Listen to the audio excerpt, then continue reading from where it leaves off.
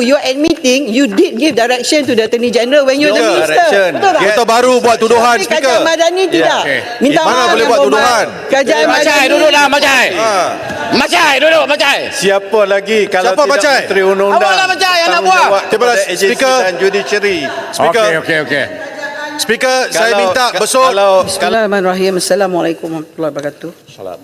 Tan Sri Yang Di-Pertua, bagi pihak Jabatan Perdana Menteri, saya ingin mengucapkan setinggi penghargaan pada ahli yang berhormat yang telah menyertai perbahasan ke atas Belanjawan 2025 peringkat dasar, iaitu Yang Berhormat Kota Melaka Sri Aman, Tumpat, Kapar, Tawau, Ledang, Jelun, Jelutong, Kuala Krai, Kota Baru, Pasir Gudang, Sibu, Kalabakan, Kuala Langat, Rasah, Pasir Putih, Bentong, Batang Lupa, Temelur, Tenon, Bagan Serai, Bukit Gelugor, Kota Marudu, Lubuk Antu, Lumut, Stew, Tanjung Manis, Shah Alam, Dungun, Mersing, Puncak Borneo, Tanjung Piai, Kudat, Tapah, Pendang, Bandar Kuching, Keningau, Kubang Pasu, Masjid Tanah, Kuala Kerau, Pasir Salak, Ranau. Sebagai Menteri yang bertanggungjawab pertama untuk menggulung daripada Jabatan Perdana Menteri, saya mohon untuk menjawab hujah-hujah di bawah tanggungjawab saya menyentuh hal ehwal perundangan yang melibatkan agensi seperti bahagian hal ehwal undang-undang Jabatan Perdana Menteri, pejabat ketua pendaftar Mahkamah Persekutuan, Jabatan Insolvensi dan Jabatan Bantuan Guaman.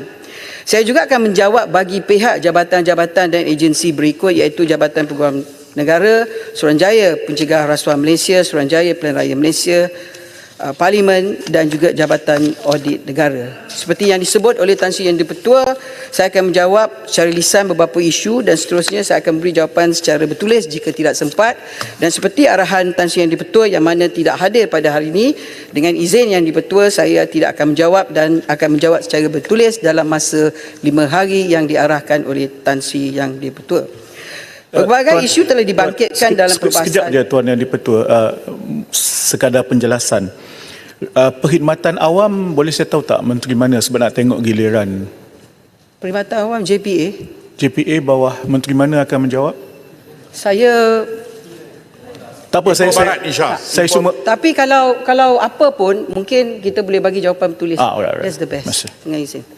Pelbagai isu telah dibangkitkan dalam perbahasan oleh ahli yang antara lain mengenai undang-undang dan akta-akta yang lapuk serta reformasi perundangan, isu-isu berkaitan dengan rasuah, pengubalan rang undang-undang perkhidmatan Parlimen, progres kajian pengasingan kuasa peguam negara dan pendakwa raya, ikhtiar kerajaan dalam perundangan melibatkan kanak-kanak, usaha advokasi melalui undi 18, status pembinaan kompleks mahkamah, isu persempadan semula, addendum mengenai rayuan pengampunan, pemilihan Malaysia sebagai Sekretariat Asia Forum of Parliamentarians on Population and Development, perkhidmatan kaunter Jabatan Insolvensi di Terminal KLIA dan KLIA 2, isu pelantikan Suruhanjaya Kehakiman Mahkamah Tinggi Negeri Sabah dan Sarawak, dan isu kematian Teo Beng Hock dan pemandu OKU serta isu berkaitan kekejaman Israel.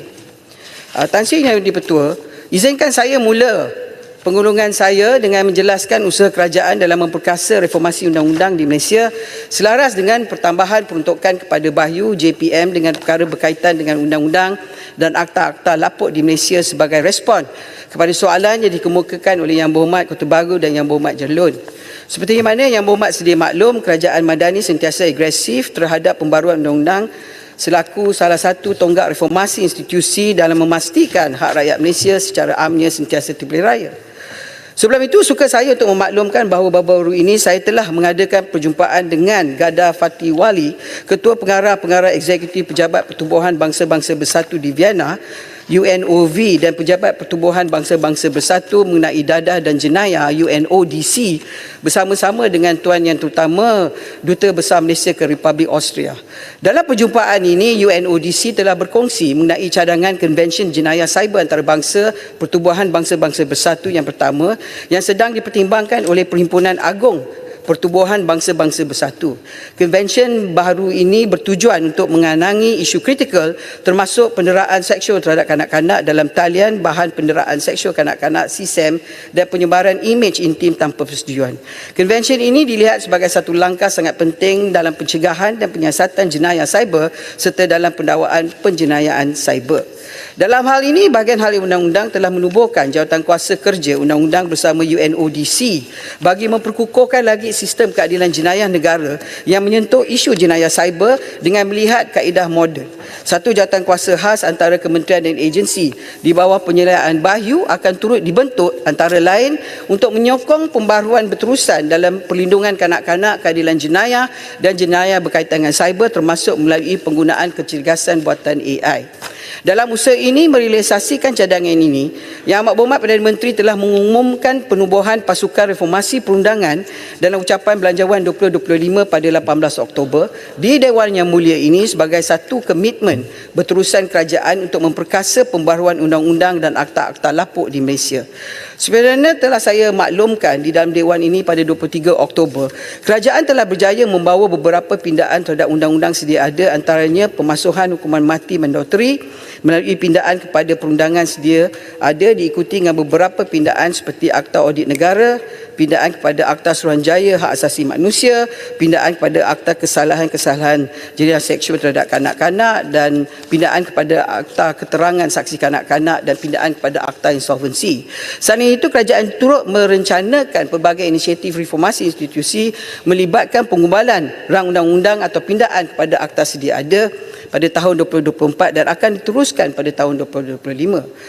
Pengumbalan rang undang-undang keselamatan dalam talian dan pindaan kepada perundangan sedia ada berkaitan dengan buli termasuk cyberbully insya-Allah pada sesi kali ini. Pengumbalan roadmap to digital justice pada tahun 2025 akan memberi penekanan kepada pemakaian artificial intelligence bagi sektor perundangan dan pindaan kepada Akta Perlindungan Pemberi Maklumat 2010. Pengubalan rang undang-undang kebebasan maklumat, pindaan Akta Pemegang Amanah, insya-Allah sesi ini, pindaan Akta Pemegang Amanah, insya-Allah sesi ini, pindaan Akta Profession Undang-Undang 1976, insya-Allah pada sesi ini. Usaha mempromosikan mekanisme alternatif dispute resolution dan ratifikasi dengan izin, Singapore Convention on Mediation, kajian pengasingan peranan peguam negara dan pendakwa raya dan pengumbalan undang-undang perkhidmatan bantuan guaman yang baru, ini akan dikaji dan diharap diselesaikan pada tahun 2025. Bagi menjawab persoalan mengenai undang-undang lapuk di Malaysia, terdapat beberapa perkara yang perlu diperhalusi, terutamanya lambakan undang-undang lapuk sedia ada yang memerlukan kajian penyelidikan bagi menentukan sama ada undang-undang tersebut masih terpakai dan perlu disemak di bawah Akta Penyemakan Undang-Undang 1968 Akta 1 tidak lagi terpakai dan undang-undang tersebut akan disyorkan untuk dimasukkan atau penentuan undang-undang tersebut di bawah undang-undang negeri atau undang-undang persekutuan, jurisdictional issue dengan izin. Berdasarkan hasil kumpulan semak status Undang-Undang PRA 1969, terdapat sejumlah 3,404 Undang-Undang PRA 1969 dan daripada jumlah tersebut didapati sebanyak 3,203 Undang-Undang PRA 1969 tidak memerlukan tindakan lanjut kerana 1,717 undang-undang telah dimasukkan atau telah disemak di bawah Akta 1. 1,486 undang-undang dalam kategori had its effect dengan izin, spend, cease to operate, expired, undang-undang pindaan, undang-undang pemasuhan, bidang kuasa negeri atau Singapura, dan sejumlah 164 undang-undang PRA 1969 yang memerlukan tindakan seperti berikut. 84 undang-undang PRA 1969 disenaraikan untuk disemak di bawah Akta 1 atau dikekalkan bagi maksud pemberitahuan Seksyen 11 Akta 1 dan 80 Undang-Undang PRA 1969 yang disenaraikan bagi tindakan kajian lanjut Jabatan Peguam Negara, dan semua ini di bawah The Law Reform Division dengan izin Jabatan Peguam Negara. Justru itu undang-undang dan akta-akta lapuk akan dimasukkan atau digantikan dengan yang baru tertakluk kepada keputusan dasar kementerian, jabatan, agensi yang bertanggungjawab. Saya sekarang pergi kepada bab isu yang dibawa oleh Yang Berhormat Kudat, Kapar, Jelutong, Kuala Krai, Kuala Langat, Pasir Putih, Temelloh, Bandar Kuching, Bagang Serai, Lumut, Dungun, Pendang dan Pasir Salak. Menteri, Tan Sri Yang di-Pertua. boleh minta sedikit penjelasan tentang reformasi institution ini. Ingin tahu daripada Menteri, bilakah Akta Kebebasan Maklumat akan dibentangkan di Parlimen? Adakah pada penggal ini ataupun penggal pertama tahun depan? Itu soalan yang pertama.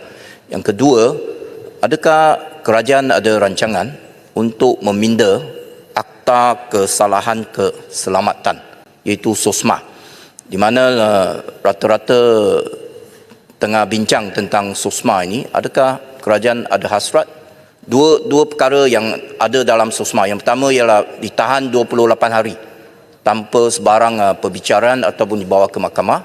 Yang kedua ialah mereka tidak boleh dijamin. Adakah dua ini akan dikaji semula? Terima kasih. Yang Berhormat Tuan Speaker. Menteri sekali. Terima kasih. Terima kasih Yang Berhormat Menteri. Saya juga ingin bertanya. Tadi Yang Berhormat menyentuh mengenai akta lapuk yang cuba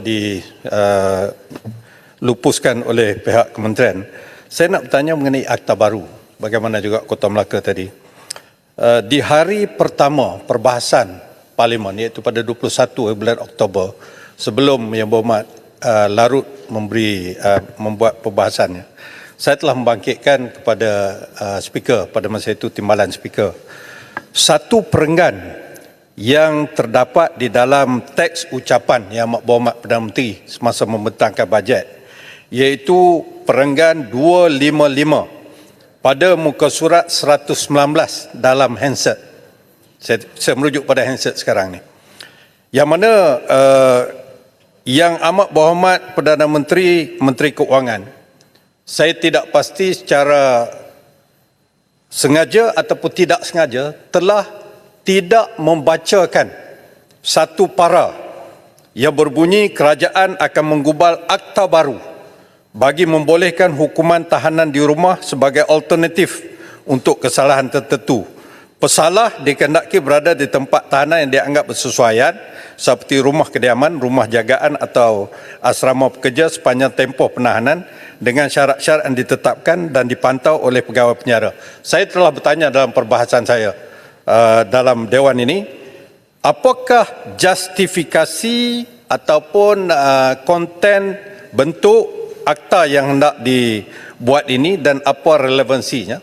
Dan yang kedua, sehubungan dengan itu saya juga bertanya, isu yang sekarang ini berlega di dalam masyarakat, isu addendum, isu yang melibatkan tidak lain bekas Presiden Yang Berhormat Menteri, berkaitan dengan satu affidavit yang dibuat di mahkamah oleh tidak lain Presiden Yang Berhormat Menteri sekarang ini, yang mengatakan semasa proses pengampunan dibuat terhadap bekas Perdana Menteri, iaitu kita semua tahu bekas Pekan, dikatakan ada satu addendum dibuat oleh Yang di-Pertuan Agong. Apa ni jeletung jangan sebut, jangan marah saya sebut Yang di-Pertuan Agong, berdasarkan perlembagaan perkara 42 ya. Hanya Agong saja boleh bagi pengampunan. Saya terpaksa sebut. Dikatakan ada addendum yang mengatakan bahawa pengampunan itu melibatkan suatu tahanan alternatif, iaitu tahanan di dalam rumah. Sekarang ini, isu ini saya nak bertanya kepada Menteri, inilah masanya, adakah addendum ini wujud sebagaimana yang disebut dalam affidavit Yang Berhormat Bagan Datuk dan juga Yang Amat Berhormat Menteri Besar Pahang. Cuma saya nak qualifykan, adakah ini isu baru ini telah boleh dibincangkan? Saya telah sebut dalam ni. Okey. Saya rasa inilah masanya Yang Berhormat Menteri menjelaskan poin. Okey, silakan. Terima kasih kepada Yang Berhormat Kota Melaka dengan Yang Berhormat Kota Baru. Dua-dua daripada kota. Tapi bukan Yang Berhormat Kota Tinggi. Saya nak jawab, saya ucap terima kasih pada soalan kepada Yang Berhormat Kota Melaka. Saya nak jawab dalam bab rasuah. Harapan daripada Kerajaan Madani insya-Allah pada tahun 2025 Freedom of Information Act tu dapat dibawa kepada Parlimen. Tetapi yang sangat-sangat penting ialah semasa Komisioner kepada SPRM bersama saya dalam mesyuarat International Anti-Corruption Academy Assembly of Parties di Vienna baru-baru ini, beliau dalam ucapan telah menyebut tentang isu berkenaan dengan komitmen kerajaan, itu National Anti-Corruption Strategy 2024 NASA, pengenalan pindaan kepada beberapa akta, iaitu Akta Kebebasan Maklumat, Akta Perlindungan Pemberi Maklumat dan Akta Pemegang Amanah dan Akta Pemegang Amanah juga. Bagi saya ini satu pendekatan yang sangat-sangat relevan kerana ia menunjukkan komitmen suara seiring daripada pihak eksekutif melalui front bench dan juga agensi-agensi yang bertanggungjawab dalam perkara ini. Jadi komitmen tu memang ada dan saya pun memang berharap insya-Allah untuk memberikan pencapaian kepada apa yang disebut sebagai komitmen peringkat National Anti-Corruption Strategy 2024-2025. Kita perlu mempunyai beberapa akta ini dipindah bersama supaya memberikan keyakinan kepada mereka yang mau memberikan laporan dan seterusnya. Yang Berhormat Kota Baru, saya pun ucap terima kasih lah soalan pada Yang Berhormat pertama sekali berkenaan dengan ucapan Yang Berhormat Perdana Menteri dan juga berkenaan dengan SOSMA yang ditanyakan oleh Yang Berhormat. Saya minta maaf Tan Sri Yang Dipertua dan juga pada Yang Berhormat sebab kedua-duanya boleh dijawab hanya oleh Menteri Dalam Negeri. Saya tidak bertanggungjawab kepada isu tentang pindaan kepada akta penjara ke ataupun wujudnya akta baru untuk tahanan di rumah, dan berkenaan dengan SOSMA juga saya tidak bertanggungjawab.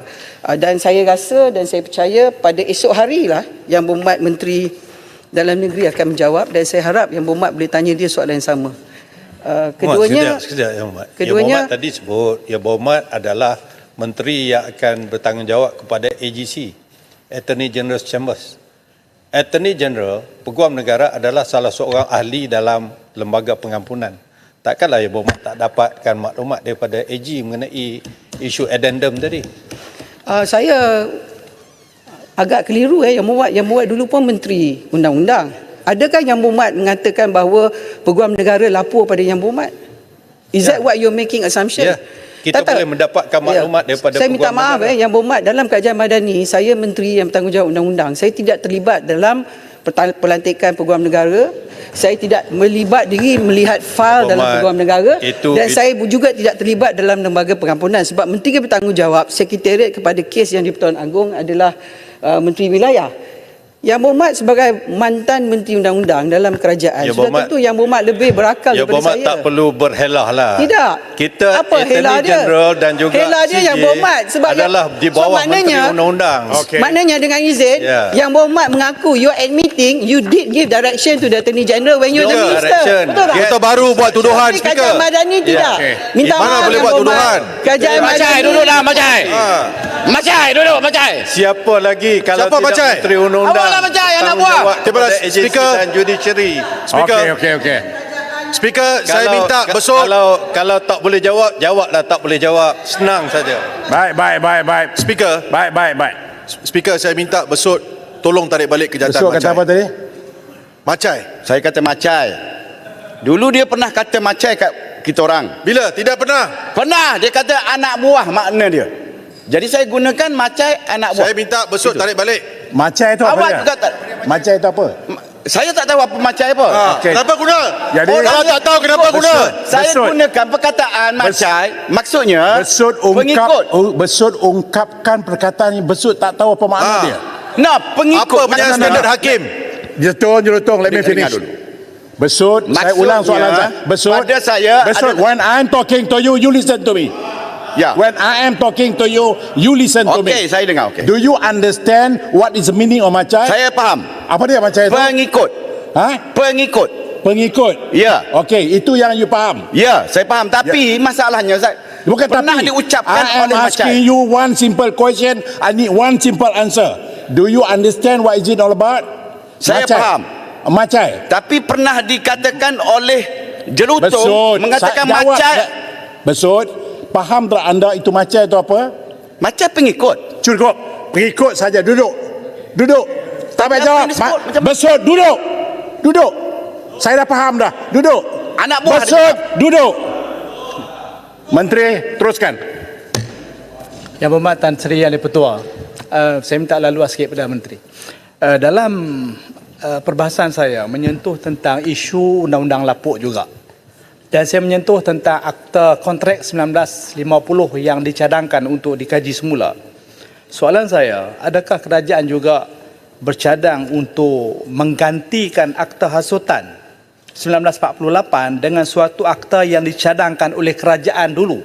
Saya merujuk ke kenyataan akhbar yang dibuat oleh kerajaan terdahulu pada 12 September 2014, iaitu mencadangkan untuk memperkenalkan Akta Keharmonian Nasional. Jadi saya pohon pandangan daripada Yang Berhormat Sila Menteri. Menteri ada 11 minit lagi. Itulah. Tak apalah.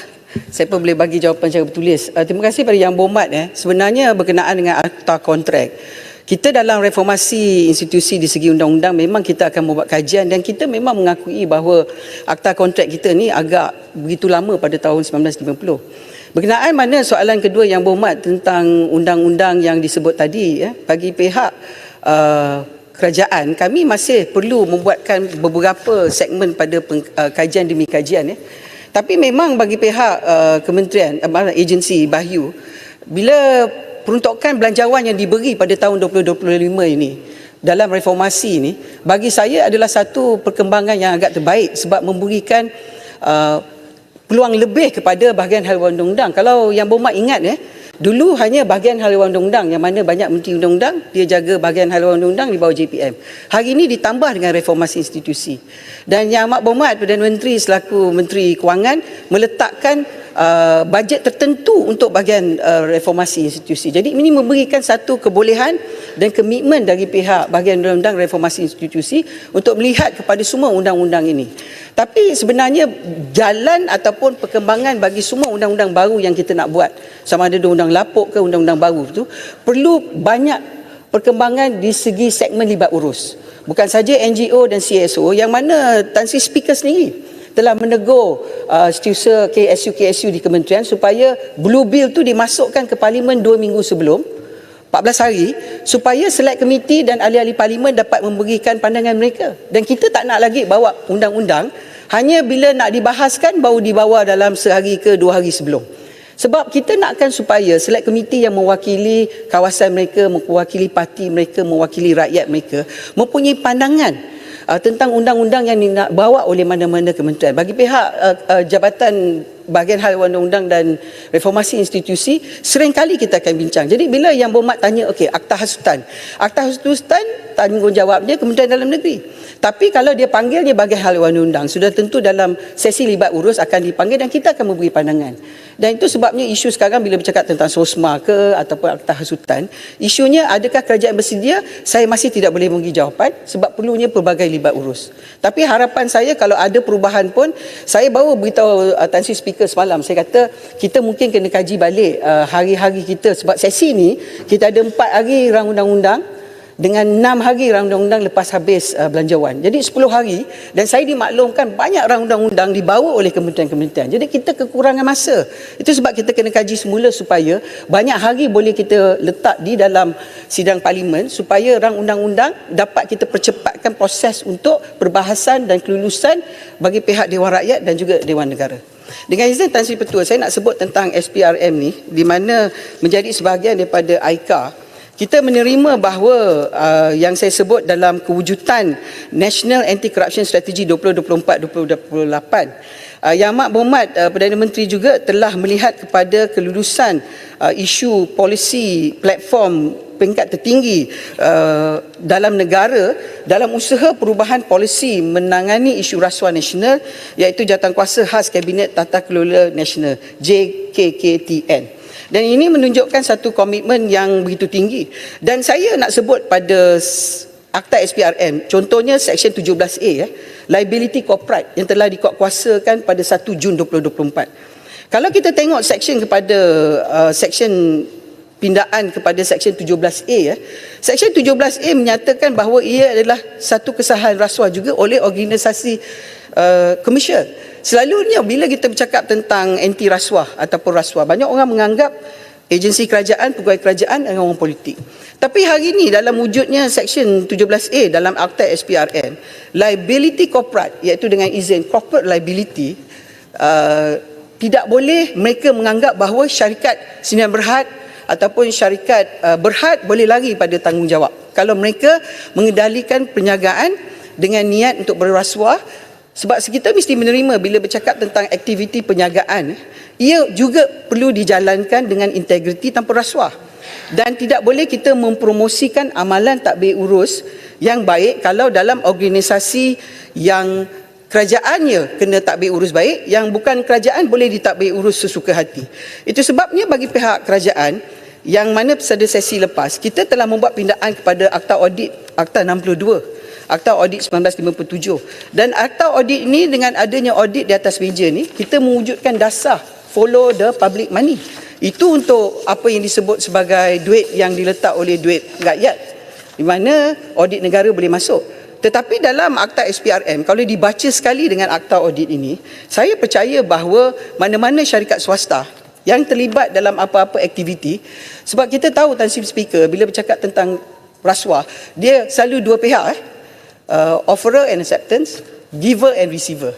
Jadi kadang-kadang bila pegawai kerajaan ke orang politik ke dituduh, siapa di belakang yang memberikan rasuah? Sudah tentu syarikat sebagai contoh. Itu sebabnya Seksyen 17 ini dilihat kepada satu pindaan yang dipakai dalam 17A ni, Akta SPRM ni akan dipakai oleh pihak SPRM untuk melihat tentang isu integriti korporat.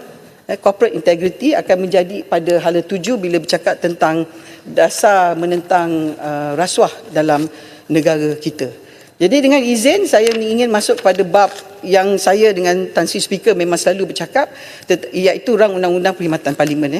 Jadi Tan Sri Speaker, kepada Yang Berhormat Kota Melaka, Jerlun, Masjid Tanah, Kubang Pasu, Shah Alam dan juga Bukit Gelugor, cadangan pengubalan rang Undang-Undang Perkhidmatan Parlimen merupakan antara agenda reformasi institusi yang direncanakan oleh Kerajaan Madani dalam usaha untuk memartabatkan parlimen kita melalui doktrin pengasingan kuasa antara badan perundangan dengan kadar dengan badan eksekutif.